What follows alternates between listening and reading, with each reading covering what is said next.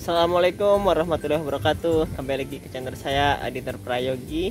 Pada kesempatan kali ini kita berada di pembibitan alpukat. Jadi di sini saya akan membagikan tips tentang cara merawat tanaman alpukat dari kecil dari nol untuk fokus pembesaran batang alpukat dan kesehatan akar. Jadi ketika kita merawat tanaman dari nol itu yang kita fokuskan yaitu untuk, kalau saya pribadi, untuk pertumbuhan akar dan pertumbuhan batang.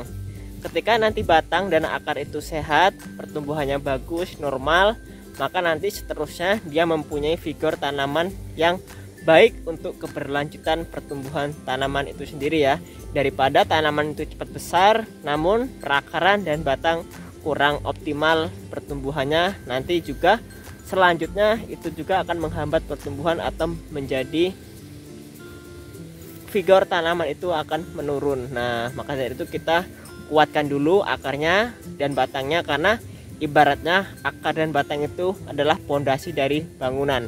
Ketika pondasinya kuat, maka atasnya juga akan kuat untuk bertahan lama. Nah, begitu juga dengan tanaman ya. Ketika batang dan akar itu sehat, nah nanti juga pertumbuhan tunasnya itu yang ke atas itu akan juga semakin baik teman-teman ya. Oke, sekarang kita akan coba melakukan proses perawatan untuk memulai pembesaran batang pada bibit alpukat yang kurang lebihnya ini berumur 3 bulan setelah sambung ya. Nah, bagaimana caranya? Jangan lupa di subscribe bagi yang belum subscribe. Oke teman-teman, sekarang kita berada di lokasi pembibitannya ya. Nah, ini hamparan bibitnya yang sudah berumur kurang lebihnya 3 bulan setelah sambung ya. Ini kita letakkan di sawah ya, sawah hamparan yang tidak ada naungannya. Supaya apa? Supaya tanaman itu kuat terhadap sinar matahari dan sudah terbiasa di lapangan ya. Nanti ketika sudah ditanam oleh teman-teman, mudah-mudahan bibitnya bertahan juga, tidak mudah stres ya, karena sudah dibiasakan di panasan, full panas sejak mulai kecil atau sejak mulai bibit kecil. Nah, jadi untuk perawatan batang yang biasa saya gunakan ya. Nah, saya di sini menggunakan pupuk organik dan pupuk kimiawi. Kalau organiknya saya hanya menggunakan kompos ya. Kompos dari fermentasian daun-daun yang busuk, mulai dari jerami, kemudian resah-resah daun yang lainnya, ada juga kokopit yang kita tambahkan sebagai sumber B1 dan unsur-unsur P dan K lainnya. Kemudian ada beberapa bahan-bahan lainnya ya. Yang penting saya menggunakan bahan-bahan yang ada di sekitarnya, itu saya fermentasikan. Kemudian setelah jadi saya hanya taburkan di atasnya. Sebenarnya kalau untuk di polybag kan atau di pot atau planter bag itu kita benamkan juga nggak masalah ya. Bisa juga menggunakan pupuk kandang, namun kita fermentasi terlebih dahulu. Seenggaknya itu untuk mencegah penularan penyakitnya. Nah, namun kalau sudah di tanah itu sebaiknya jangan gunakan pupuk kandang, karena kalau di tanah itu dia drainasenya itu kurang ya. Namun kalau di polybag itu dia langsung hilang dan tidak menyimpan banyak air. Tuh, jadi kalau di tanah itu sebaiknya kita gunakan kompos saja. Kalau di polybag, di pot untuk pembesaran bibit itu nggak masalah, kita gunakan pupuk kandang. Karena kalau di polybag, di pot tuh hanya kecil sekali atau hanya sedikit sekali kita memberikan pupuk kandangnya ya, pupuk kandang fermentasi ya, walaupun hanya setengah genggam saja itu sudah cukup. Nah, jadi kalau saya ini biasanya saya taburkan di atas, ada juga di dalam ya. Di dalam ketika pembesaran ya, ini saya tambahkan di atas saja, kemudian saya timbun lagi dengan tanah ya. Ini masih hitam-hitam nih, ini bekas komposnya nih ya teman-teman, nih komposnya nih di sini. Saya letakkan di atas permukaan tanah itu, saya timbun lagi dengan sekam atau media yang baru ya. Nah, kemudian untuk kimianya saya menggunakan pupuk yang mengandung K-nya tinggi dan daya seratnya juga tinggi. Nah, di sini saya bukan iklan, namanya saya gunakan yaitu pupuk KNO3 ya, KNO3 putih. Tidak saya tampilkan ya kemasannya. Nanti teman-teman bisa cari sendiri pupuk KNO3 putih merek Capak Tani ya. Nah, itu yang menurut saya rekomendasikan, menurut saya itu bagus dan daya serapnya cepat dan tidak ada unsur-unsur toksik yang berlebihan ya. Nah, oke teman-teman ya. Nah, kemudian untuk perawatan lagi ya, ketika musim penghujan itu sebaiknya bisa kita tambahkan dengan antifungisida ya. Antifungisidanya itu bisa dengan organik atau hayati dengan menggunakan trichoderma atau juga bisa dengan kimiawi ya. Nah, kalau di sini saya gunakan kimia saja ya, karena untuk pencegahan biar benar-benar sehat itu saya tambahkan dengan fungisida Nordok ya. Nah, kita tambahkan saja kurang lebihnya setiap 1 kilo pupuk itu saya gunakan kurang lebihnya itu 1 sendok saja. Kita campurkan di pupuknya, kemudian kita aduk ya. Nah, jadi kalau kita kocorkan Nordoknya, kita kocorkan ke media satu persatu itu sangat boros dan memakan waktu yang cukup lama.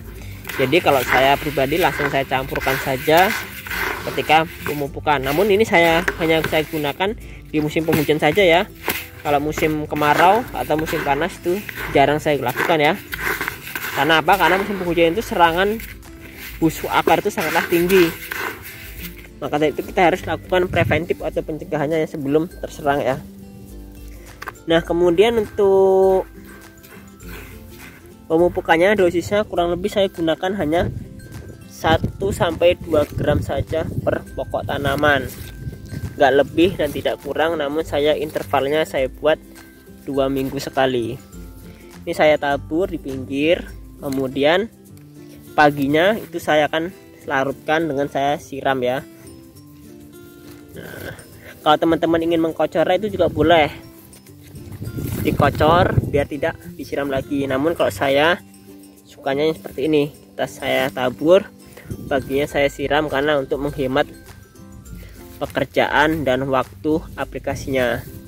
Kalau saya kocor satu persatu dengan jumlah bibit yang ribuan itu akan memakan waktu yang lama. Nah, seperti ini ya teman-teman ya. Itu kayak N3 putihnya sudah berubah menjadi warna merah karena dicampur dengan fungisida. Bisa juga kita tambahkan dengan antrakol atau diten ya. Nah,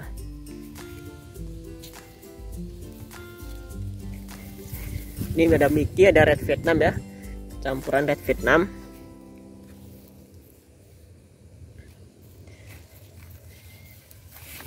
Nah, jadi kalau saya biasanya aplikasi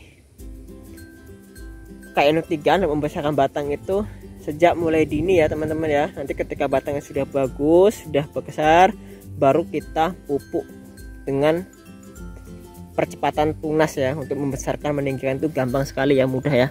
Kita pupuk dengan NPK Mutiara aja, nanti pertumbuhan juga akan sangat cepat. Berbeda dengan KN3. Kalau kita aplikasi KN3 itu memang untuk pertumbuhan tunasnya itu sedikit lambat ya, karena hanya mengandung N yang sedikit yang dinominasi dengan K yang tinggi, dimana fungsi K itu untuk membesarkan atau batang tanaman dan untuk perakaran juga sangat bagus. Nah, namun jangan terlalu berlebihan ya pupuk kimia ya. Seharusnya sebaiknya kita kombinasikan dengan organik seperti saya kombinasikan dengan kompos, pupuk kandang yang sudah terfermentasi. Tujuannya apa? Tujuannya untuk memperbaiki struktur tanah, kemudian bahan organik tanah, sehingga nanti tanah itu kesuburannya tetap terjaga ya. Nah, jadi sebenarnya pupuk kimia itu hanya untuk pancingan dan hanya untuk doping ya, pemercepat saja. Namun kalau kesuburan tanah itu harus kita perhatikan juga. Tanah yang subur itu adalah tanah yang dapat menyimpan unsur hara, kemudian menyimpan air dengan baik, dan kemudian juga memiliki kandungan organik yang tinggi. Ketika tanah itu dia tidak ada kandungan organiknya, kita pupuk dengan kimia pun itu tidak akan mampu diserap oleh tanah atau tanaman ya. Karena apa? Karena tanah itu sudah benar-benar kurang dari bahan organiknya. Karena ketika di bahan organik itu terdapat banyak sekali unsur-unsur hara mikro yang tidak kita temukan di pupuk kimia. Misalnya ada Cu, Fe, kemudian ada boron dan lain-lain, yang unsur-unsur hara yang tidak ada di pupuk kimia atau di pupuk kemasan ya. Maka dari itu bahan organik itu harus kita perhatikan juga, baik komposnya, kemudian POC itu harus kita jaga juga. Jangan sampai tanah kita rusak karena bahan kimia teman-teman ya. Bahan kimia boleh, yang penting asal tidak berlebihan dan sesuai takaran. Tentunya juga harus diimbangi dengan bahan organik yang cukup. Ya teman-teman, saya akhiri sampai di sini. Untuk teman-teman ingin order bibitnya bisa hubungin kontak WA kita ya, yang ada di deskripsi di bawah ini. Saya ucapkan terima kasih. Wassalamualaikum warahmatullahi wabarakatuh.